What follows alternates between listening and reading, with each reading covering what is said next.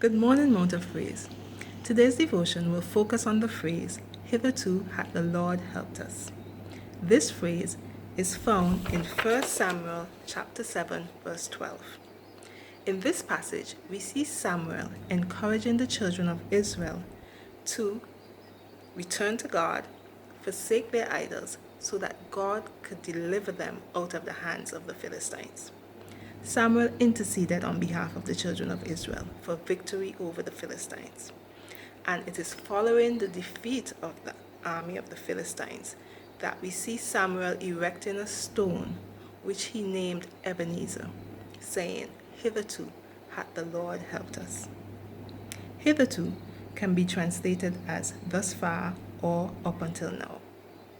So today, I'm going to look at 3 reactions that we should have to the phrase, Hitherto hath the Lord helped us. 1, thankfulness for the past. 2, reflection on the present. And 3, expectation for the future. Firstly, thankfulness for the past. The word hitherto has a direct correlation to the past because it speaks to everything that has happened up until this point. We can all look back over the years and see the hand of God at work in our lives. In fact, we need not look any further than this year, 2020.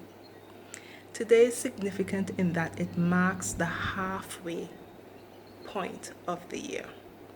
And as we look back on the first 6 months of the year, we have all been affected in some way by the COVID-19 pandemic.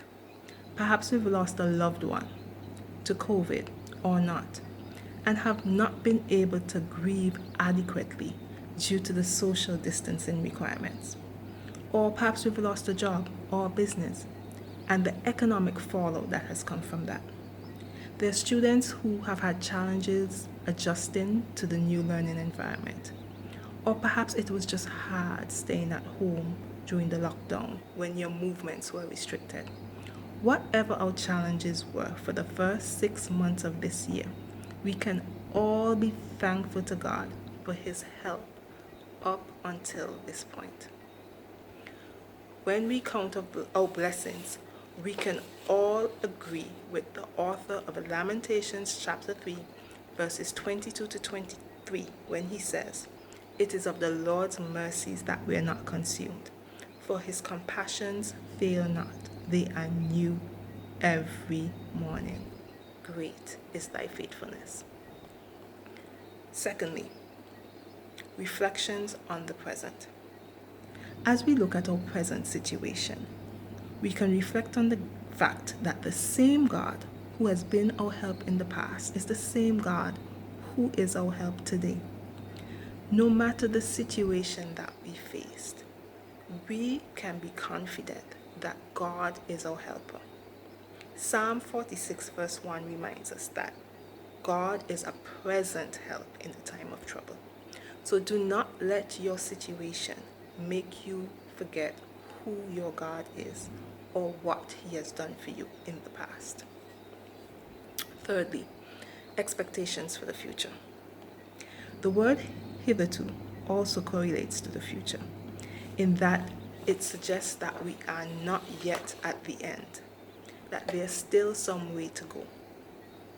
In Philippians chapter 1 verse 6, we are reminded that we can be confident of this very thing, that He who has begun a great work in you will perform it until the day of Jesus Christ. So, whatever goals, dreams, or aspirations that we have for the future, we can be confident in knowing that the same God who has been our help up until this point is the same God who will see us through our unknown future.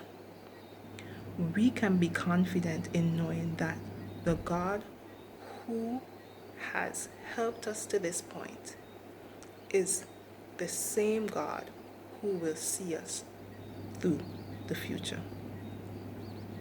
There is an old hymn that we used to sing in church growing up, Come Thou Fount of Every Blessing. And there's a line in that song that says, Here I raise my Ebenezer, hither by thy help I've come. And of course, at the time, I had no idea what an Ebenezer was or why we needed to raise it. As we see in the passage today, Samuel raised his Ebenezer, his stone of help, as a constant reminder to the children of Israel and to himself of the goodness of God. So today, I encourage us all to raise our Ebenezer in thankfulness for God's help in the past, in reflection on God's help in the present, and in expectation for God's help in the future. Hitherto hath the Lord helped us. God bless you.